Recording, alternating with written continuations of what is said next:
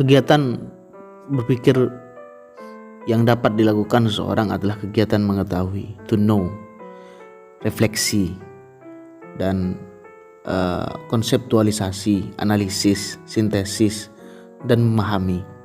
Maka konsep kegiatan berpikir adalah kemampuan seseorang untuk melakukan kegiatan-kegiatan mental, baik untuk kebutuhan internal dirinya maupun terkait dengan lingkungannya. Karena itu kegiatan berpikir merupakan kegiatan yang alami, natural, di mana kehidupan dan pikiran adalah dua proses hidup yang tidak bisa dipisahkan. To live is to think. Dan interaksi kognitif manusia terhadap lingkungannya terjadi dalam proses berpikir. Maka kemampuan berpikir adalah kegiatan mental yang merupakan aset dan kekuatan dahsyat bagi keberhasilan hidup manusia. Agar kita dapat memahami peranan berpikir dalam kehidupan, khususnya dalam proses menjadi muslim yang bertakwa, maka kita perlu menciptakan konsep-konsep berpikir dari berbagai sudut pandang. Pertama, kita harus punya konsep kesadaran dan pikiran. Kita harus juga tahu pengaruh pikiran terhadap kualitas kehidupan kita, dan bagaimana kita menciptakan untuk berpikir menghasilkan visi kehidupan, dan bagaimana kesadaran ilahiyah sebagai hikmah kegiatan berpikir yang ada pada diri kita. Kita harus tahu dahsyatnya kekuatan berpikir.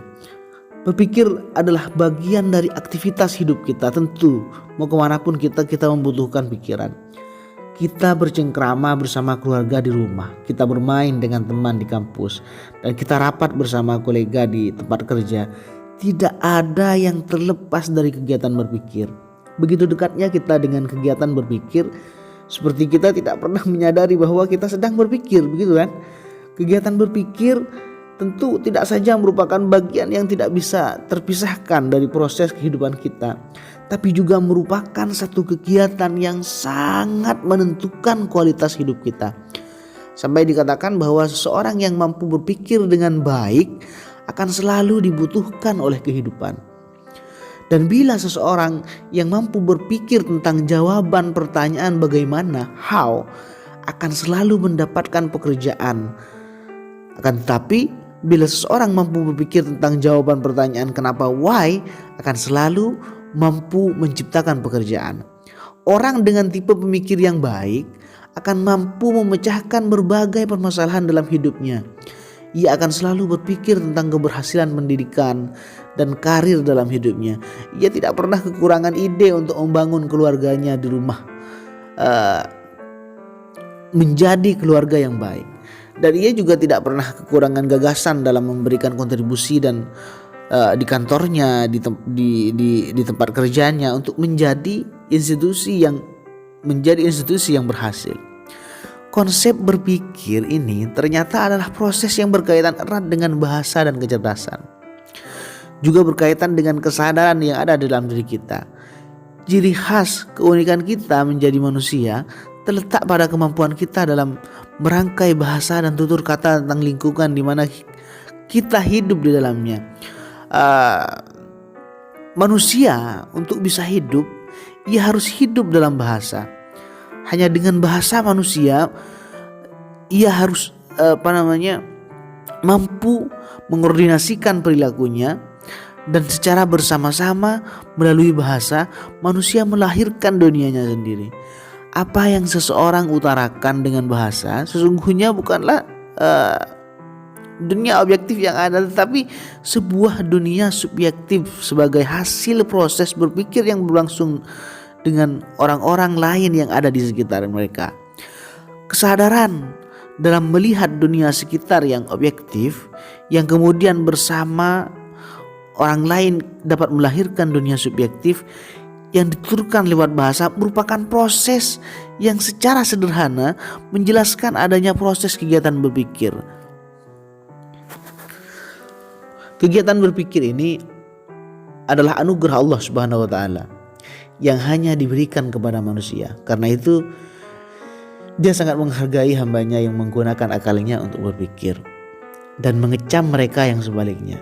Dalam Al-Quran banyak sekali dijumpai perintah untuk berpikir dan menggunakan akal untuk melihat, menyadari, mengetahui, memahami, dan mengambil keputusan dalam persoalan-persoalan yang terkait dengan alam, sistem alam semesta, sistem sosial, dan keagamaan yang ada di dalam sistem Al-Quran itu sendiri. Al-Quran menggunakan 7 istilah yang berbeda berkaitan dengan cara berpikir. Yang pertama, ta'qilun, memahami dengan menggunakan logika. Kemudian ada yatafakkarun, memahami dengan perenungan. Ada yanzurun, memahami dengan melihat dari berbagai sudut pandang. Kemudian yafqahun, memahami dengan mendalam. Juga ada yatadabbarun. Yatadabbarun itu memahami dengan banyak pertimbangan. Ada juga yasma'un, memahami dengan mendengarkan berbagai pendapat. Kemudian yang terakhir ada ulil albab, menjadi orang yang berakal. Dia memahami sesuatu dengan akal yang sehat.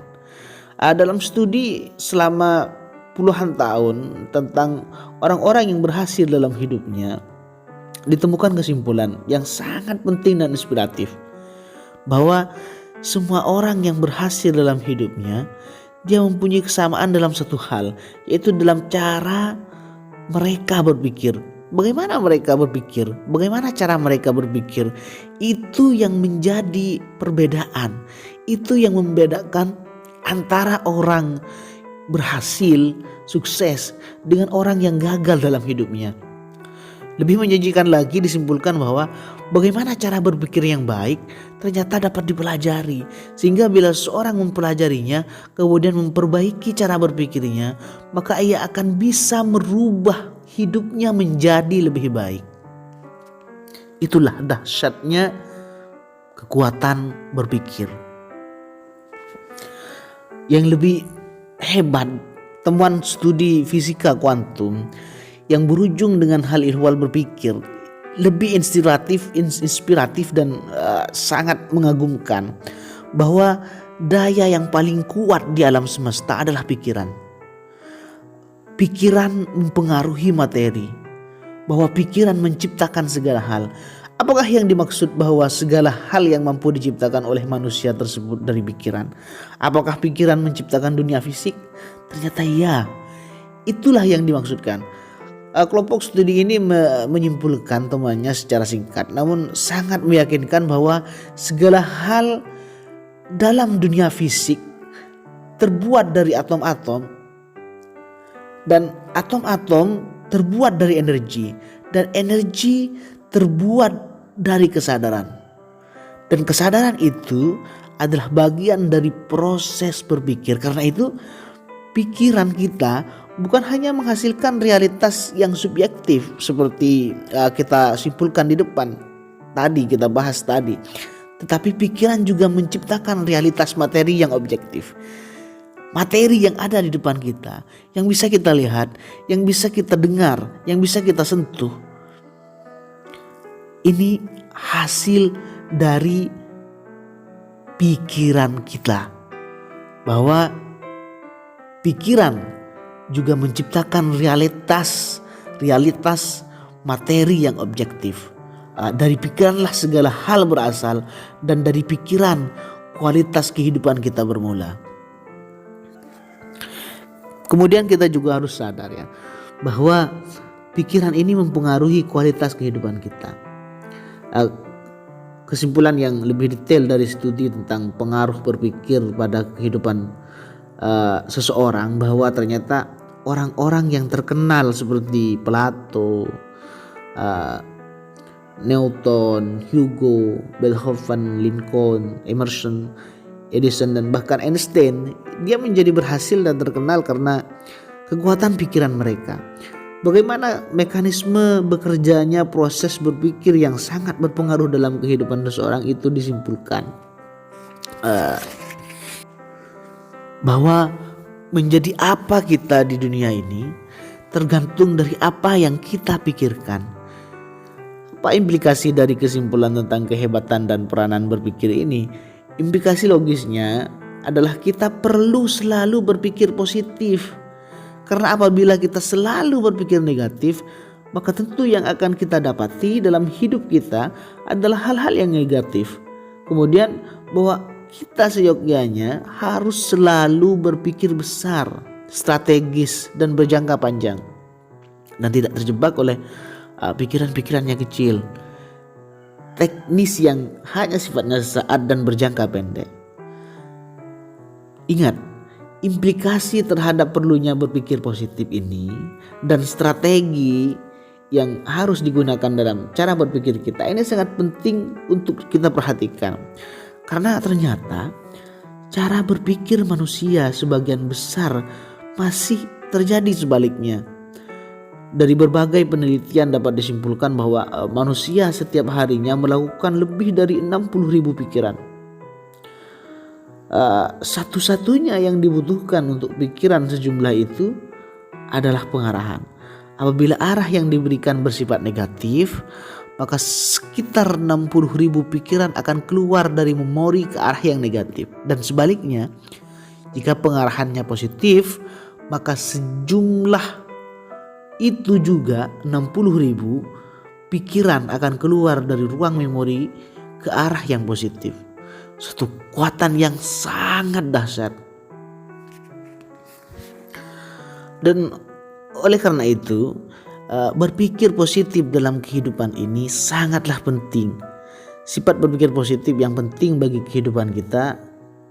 Kiranya kenapa dalam bahasa Al-Fatihah kita diberikan petunjuk untuk berpikir positif, besar, dan melihat jauh ke depan, yang diekspresikan dalam bahasa tunjukilah kami jalan yang lurus, yaitu jalan orang-orang yang Engkau berikan nikmat. Ihdinas siratal mustaqim, siratal ladzina an'amta 'alaihim ghairil maghdubi 'alaihim waladdallin. Yaitu apa? Orang-orang yang Kau berikan nikmat, yaitu para nabi, siddiqin, syuhada, dan sholihin. Bukan jalan orang-orang yang Engkau murkai, dan bukan pula jalan orang-orang yang sesat. Berpikir positif, ya, kendati itu merupakan hal yang penting, tidaklah cukup pada dirinya sendiri. Nilai berpikir positif baru akan aktual bila pikiran-pikiran positif itu diikuti dengan langkah-langkah yang konkret sesuai kebutuhan dan konteks permasalahan yang kita hadapi, seperti kasus-kasus sosial yang kita hadapi dan lain sebagainya. Juga yang perlu kita sadari bahwa pikiran itu menghasilkan visi kehidupan. Kemampuan berpikir seseorang, kemampuan berpikir manusia berkembang melalui 4 potensi berpikir. Yang pertama, potensi, yaitu potensi di mana dia harus berkembang menjadi kecerdasan berpikir, menjadi kebutuhan belajar, menjadi visi, dan menjadi komitmen. Keempat potensi ini sangat berguna dan menjadi dasar bagi pertumbuhan dan perkembangan kehidupan manusia. 4 potensi berpikir inilah yang menjelaskan secara lebih operasional tentang kekuatan berpikir kita. Seperti kesimpulan di depan kita bahas tadi, bahwa akan menjadi apa kita di dunia ini tergantung dari apa yang kita pikirkan. Oke, yang pertama, potensi kemampuan berpikir dapat berkembang menjadi kecerdasan berpikir, mental intelligence. Orang yang biasanya secara sederhana membedakan antara pandai dengan cerdas, ini akan menjadi kemampuan berpikir bagi dirinya.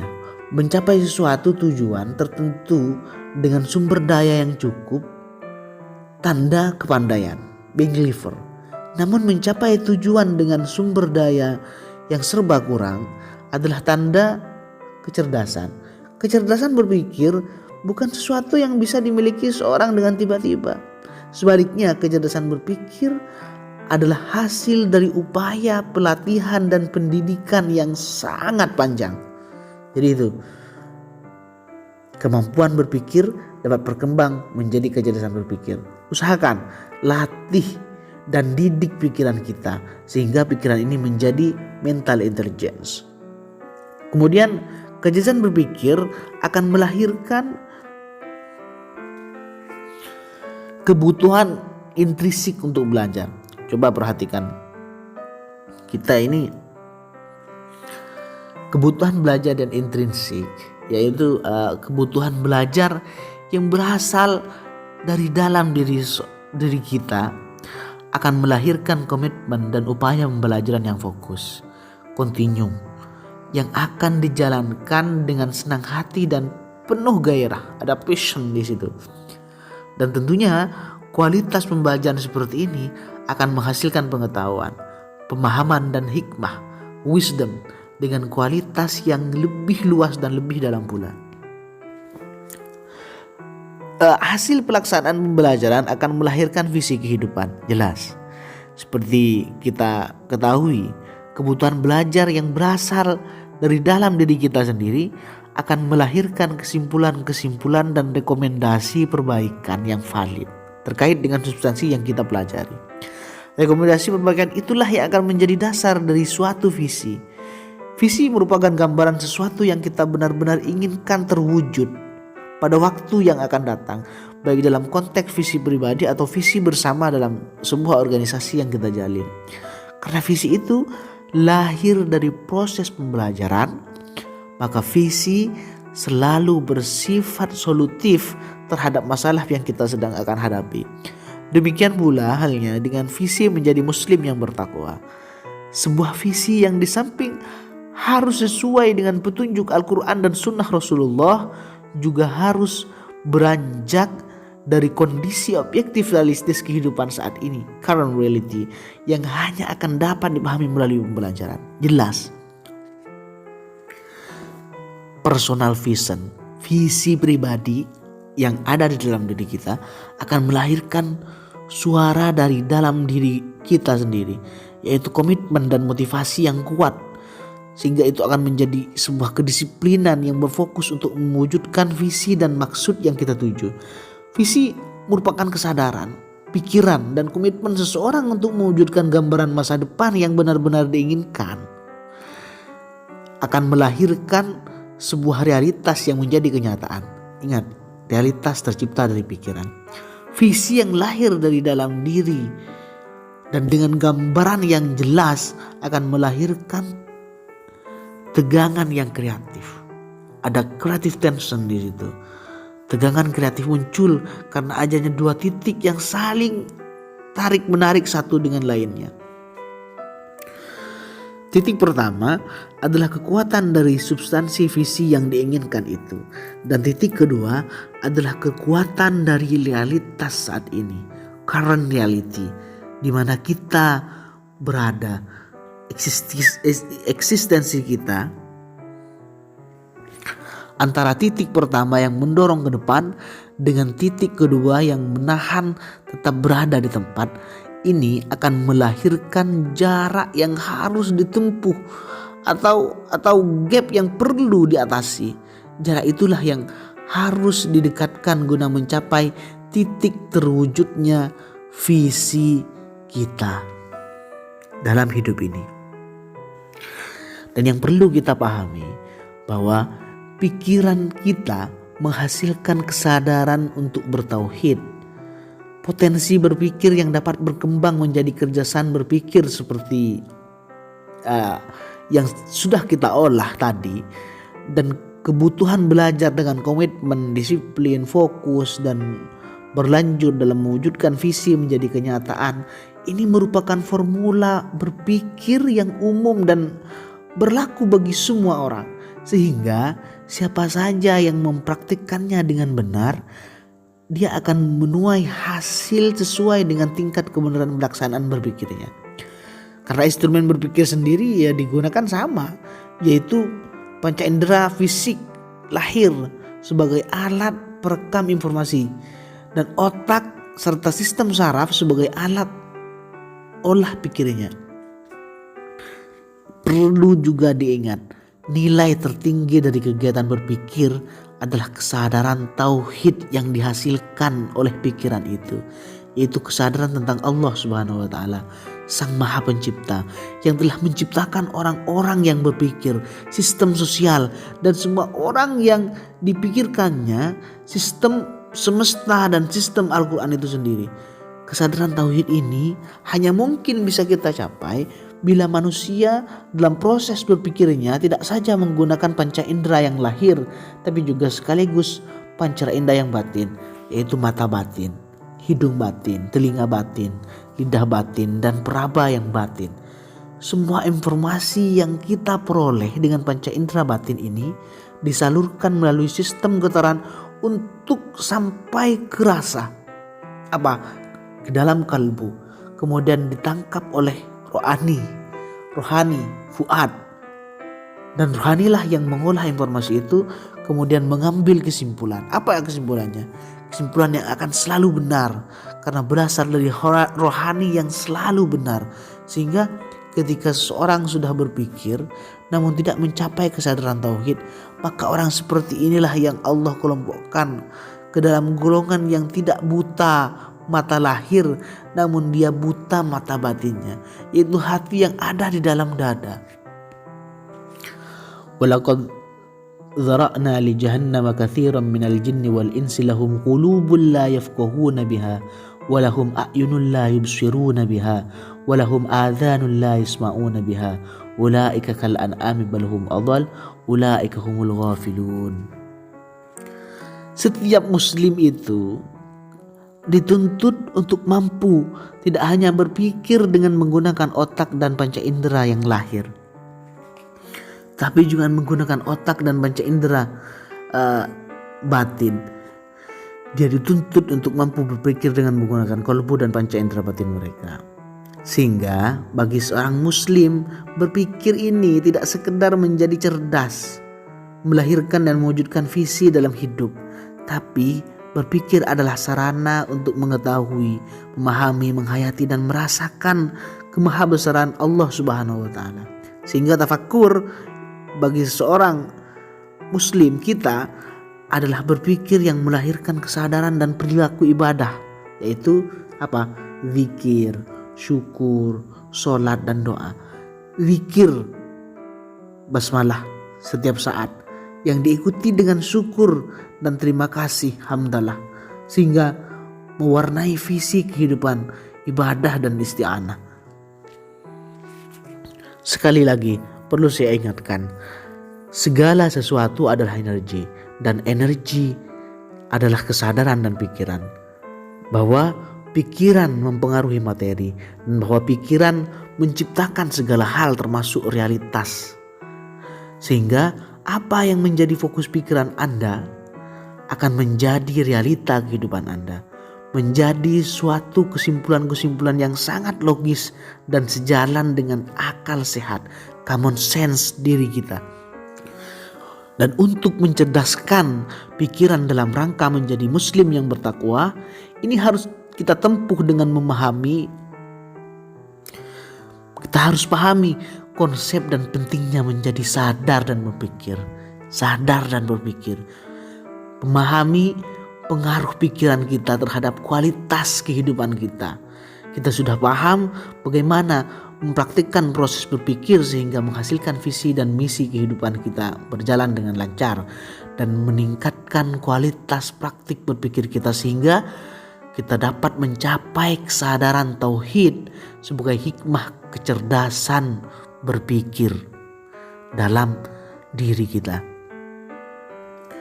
Oleh karena itu, teruslah jalani hidup ini dengan pikiran-pikiran yang positif, sehingga kita menjadi muslim yang mencapai kesadaran tauhid tinggi sebagai buah, sebagai hikmah dari kecerdasan berpikir yang kita olah.